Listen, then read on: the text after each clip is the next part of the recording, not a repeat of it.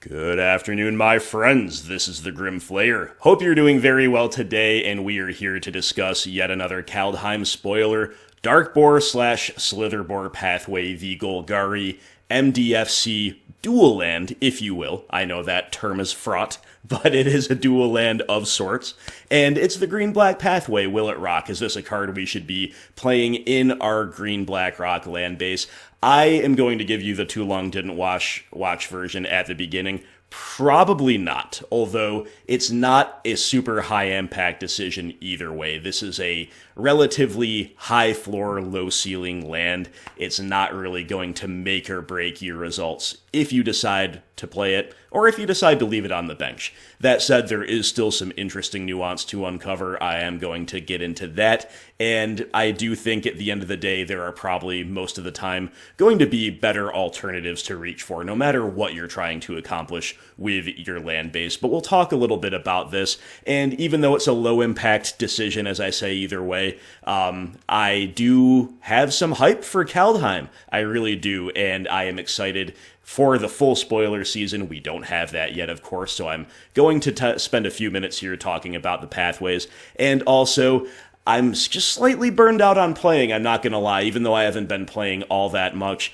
I need something to change in Modern for me to be super hyped to play again with my free time. You know, I need a ban or two, or we need some new printings. That's just my own perspective. Maybe some of you share it. Anyway, thank you so much for watching. Let's talk a little bit about Darkbore / Slitherbore Pathway. So in case you've been living under a rock, you don't know how the MDFC cards work. Basically, you pick one side or the other, and that's what you play it as. You make your choice once, and it is a fateful decision. It will bind you to a course that may lead you to victory or may lead you to doom, depending on how things line up, but you do not have the luxury of making both colors throughout the entirety of the game. You're picking your lane, and you're staying in it. So for that reason, the pathways are not as strong as some people, I think, thought they would be when they were first revealed. The first pathway cycle was spoiled. Some people went a little bit nuts. Others, I think, correctly identified that, look, the flexibility in terms of how you deploy it, that's really nice. But do not forget the power of a true dual land that produces either color of whatever two colors are being paired on the card. Being able to make both colors all throughout the course of a game, that is a very, very impactful decision. If that was not so impactful, if that ability, rather, was not so impactful, these pathways would be seeing a lot more play, because otherwise there's a lot to like. You know, they come in untapped, they make either color in a way, and they are not a basic land type, which in perhaps the case of the green-black lands doesn't quite matter so much, but you see people opting for blue utility lands where the fact that it does not have an island subtype is a bonus against choke and boil, and that type of thing can come up, broadly speaking, in Modern. So what are the upsides of the pathway? Well, we do have fixing, and it does always enter the battlefield untapped. In a mid-range deck, that is crucial. We do have some utility lands that often come at the price of entering the battlefield tapped, and we do need some value baked into our land base, as well as consistency and functionality, right? And that's why we see cards like Hissing Quagmire have seen play in the past. I included it here instead of Treetop Village, even though the latter sees a little more play right now, simply because Quagmire does produce true dual land production, but Darkbore Pathway always entering untapped, Hissing Quagmire never entering untapped. And for go big rock decks, you know, you're trying to resolve a 3 or 4 drop on curve, that can be impactful. But even for lower curve decks, when you're trying to double spell in the mid game, or maybe you're operating off of only 2 lands and you need to kind of tempo yourself out just to make a land drop in the early stages, that can be fateful, right? And the pathways will never let you down in that regard. Something else like Hasselot Thwain, for example, can conditionally enter tapped or untapped as the circumstances dictate as a utility land, and it only produces one color, right? Darkbore Pathway only producing one color too, but it can be Slitherbore Pathway as well.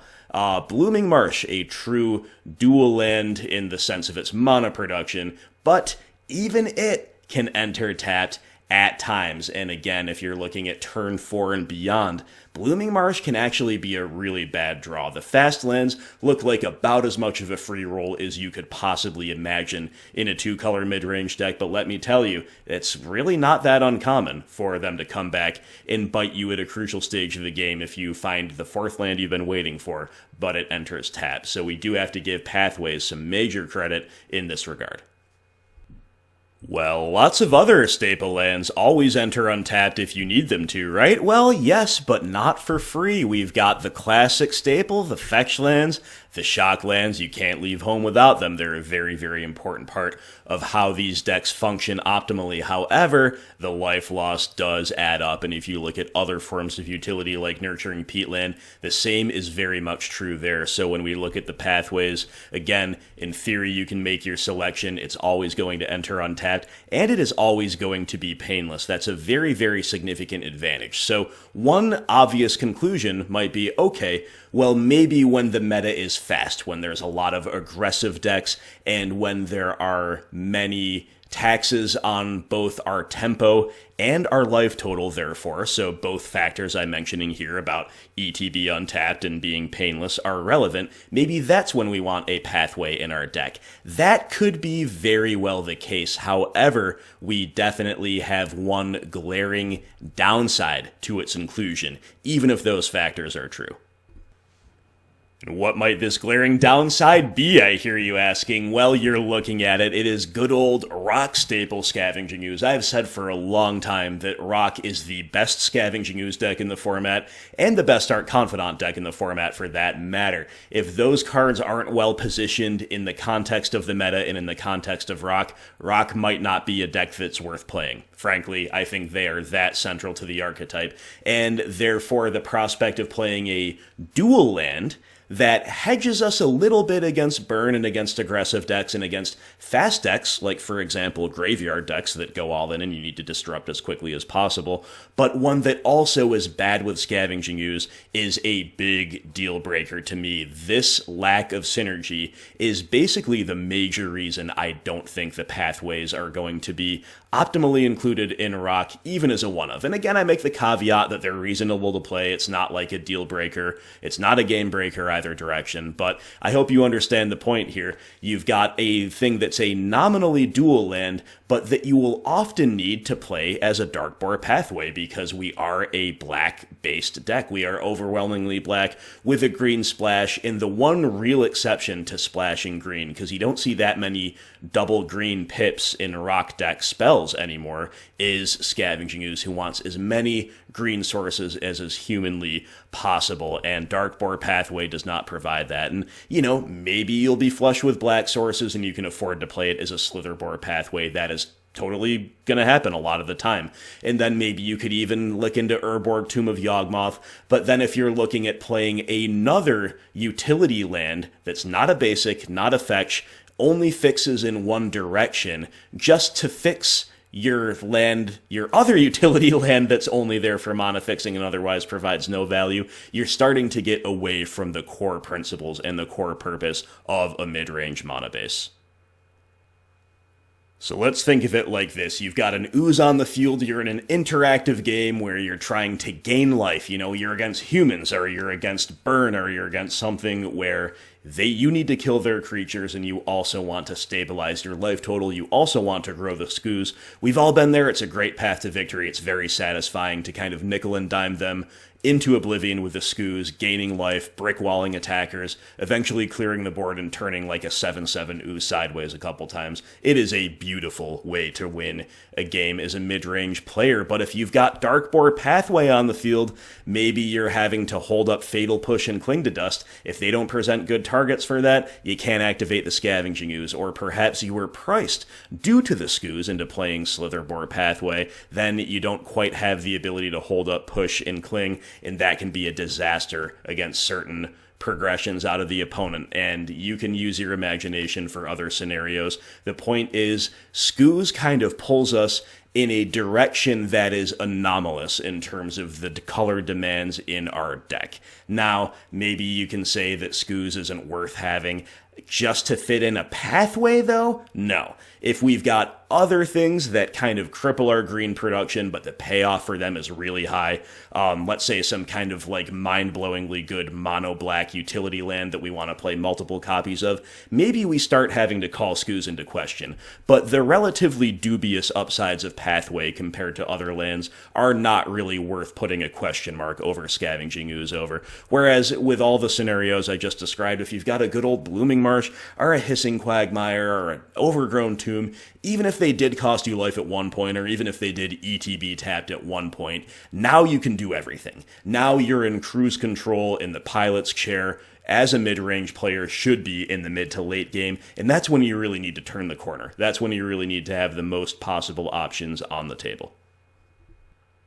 To further illustrate that point, let's take a look at a rock list. This is Snake Spear by Mully, who you may have seen we had a nice 5-0 on the channel with. Believe it or not, I have not played rock since then. There was a time when the only thing I did on the channel was play the rock. Now I haven't even had a chance to play after a 5-0 that was over a month ago now. The deck that was once the only thing I did. That just shows you how times have changed. I really want to, though. I really want to get back into getting reps with this, maybe in the new year. As we are now, I will have more time, but regardless, you do see the base black nature of our deck. We are simply just splashing green. Everything is a single pip for green. There are lots of demands for black, including multiple pips on a lot of spells, and also a lot of single mana spells that do enable us to double spell, provided we have sufficient black sources. This is all by the way of saying that a pathway that, maybe sometimes you'll just play it for green,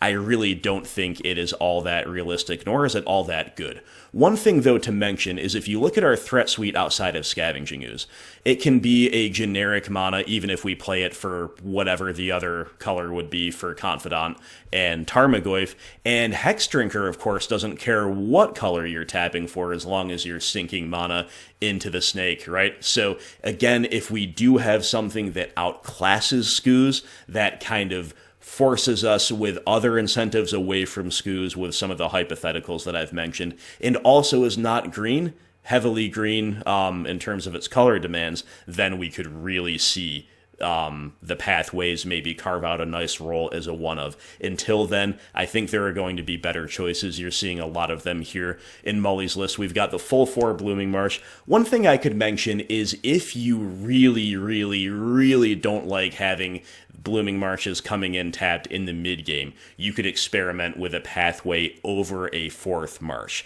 That is definitely really an option. Another option is maybe if burn is really heavy in the meta is really fast, but we don't have this right now, by the way, you could play Pathway as a 5th copy of Blooming Marsh, and you have to take a utility land out of the equation in order to do that. One of these Fields of Ruin, Castle Loch Thwain, Nurturing Peatland, something like that. The Pathway can't really make up for your basics and your fetches and shocks, right? But again, we don't have that meta right now. It's not the Faithless Looting meta. It's not the Hogak meta. It's a grindy meta. It's an interactive meta. It's a meta where a lot of things are able to outgrind a rock deck in a vacuum, so we need every piece of utility that we can get. Finally, let's look at the pathways that have been in Modern for a while. We're first going to look at Clearwater, which is the Dimir pathway, and we see it seeing a little bit of play in Ad Nauseam and in Mono Blue Tron. In Mono Blue Tron, like I mentioned, that's kind of a unique use case of decks that are vulnerable to Choke and Boil, which are everywhere in the format due to Uro. Definitely looking for blue utility lands that don't get choked out or boiled out, and also this is an engineered explosives deck, so Mono Blue Tron can utilize maybe the black side of the land for some unforeseen utility against an opponent. And as for Ad Nauseam, let's click on this actually, because I don't exactly know how common this is in Ad Nauseam, but you do understand why Ad Nauseam specifically would be a decent shell for this, because Ad Nauseam is not trying to accrue value over the course of turns. It's in fact the exact opposite of mid-range in that regard. They don't play traditional mana rocks for that reason. They play these one-shot effects like Pentad Prism or Lotus Bloom that really, really shoot your mana up from, they basically double your mana production the turn after you resolve it, right? But that's not what we're trying to do. That's why we play Field of Ruin instead of Ghost Quarter, for example. We need to incremental advantage our way to victory on mid-range decks. But yeah, if you look at this ad nauseum list, the default one, okay, there's a one of Clearwater Pathway. Again, I do get it, and that kind of speaks to what I was saying before about how it's not especially horrible to play it as a one of in virtually any shell that can support the colors. Goldfish's numbers say that ad nauseum is playing 1.2 in 76% of decks. So yeah, maybe give or take one per ad nauseum list. Yeah, I think that's a totally fine inclusion.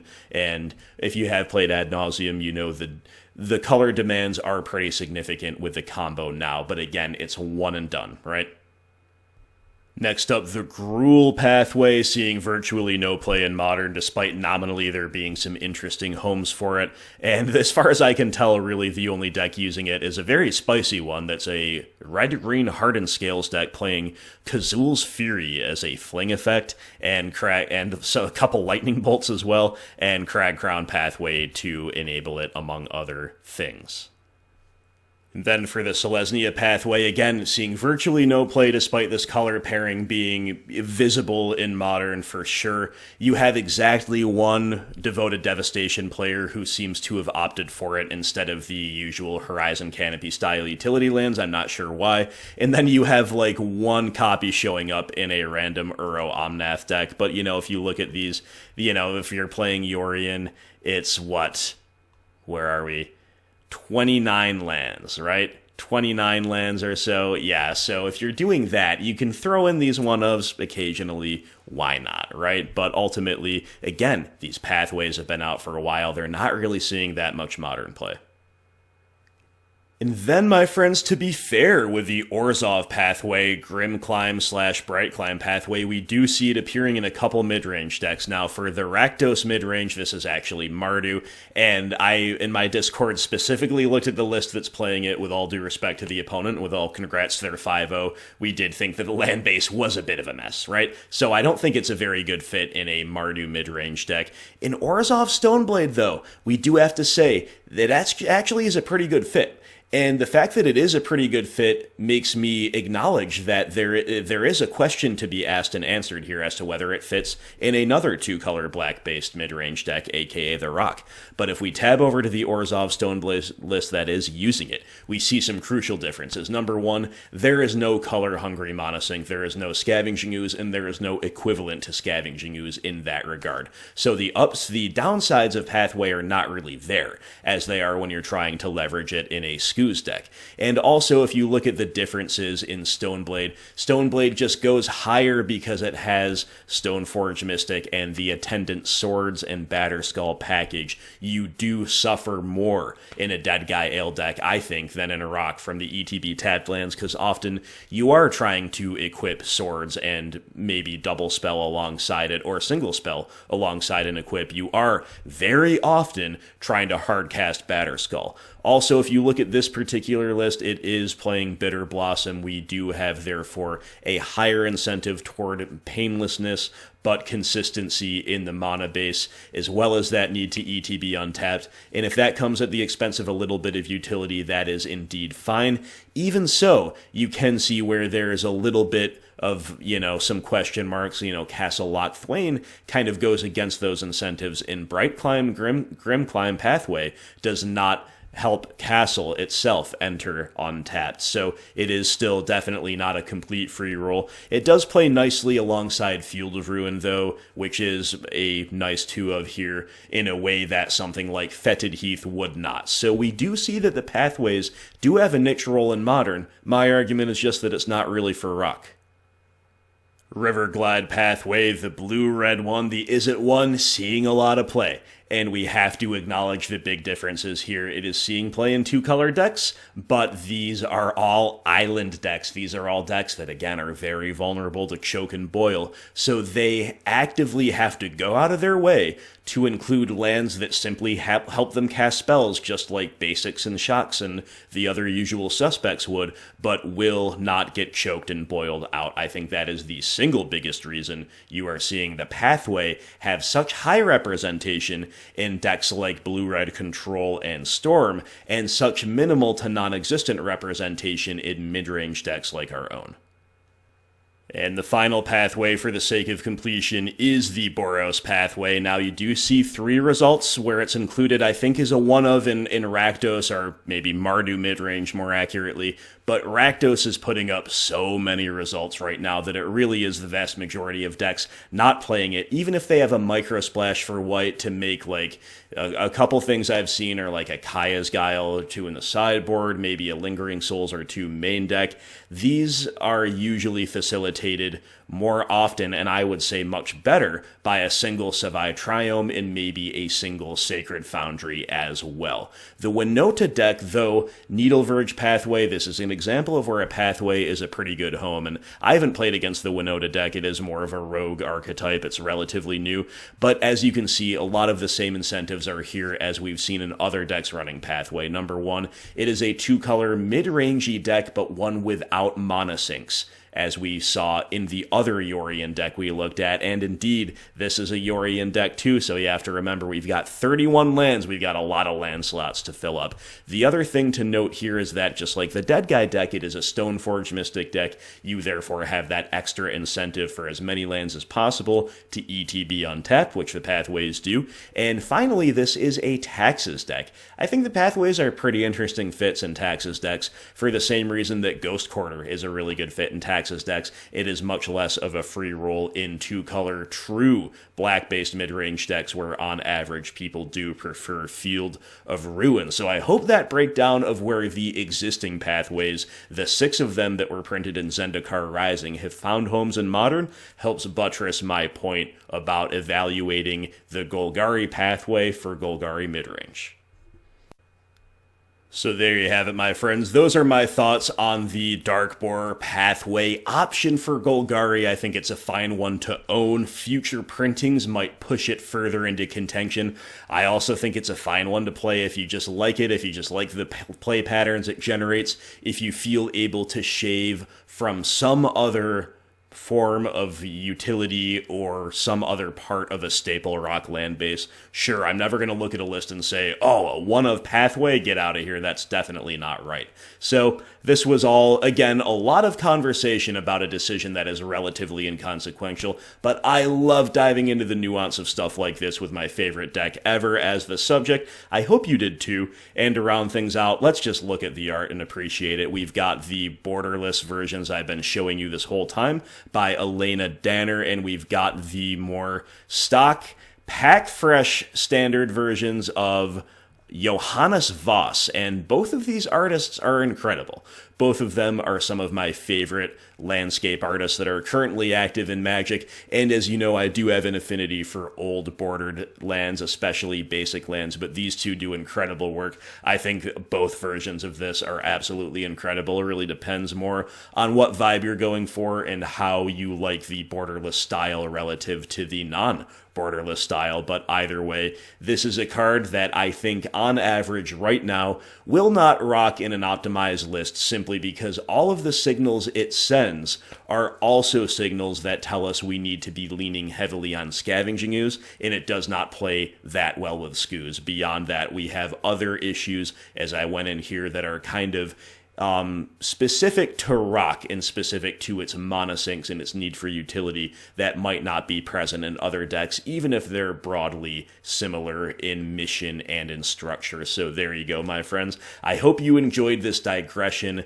down the Darkbore Pathway, and let me know, of course, what you think about it if I didn't cover anything you'd like to add here. We're going to cover more Kaldheim spoilers. We're going to continue to play some Modern for you, and I hope to see you for all the rest of the videos to come.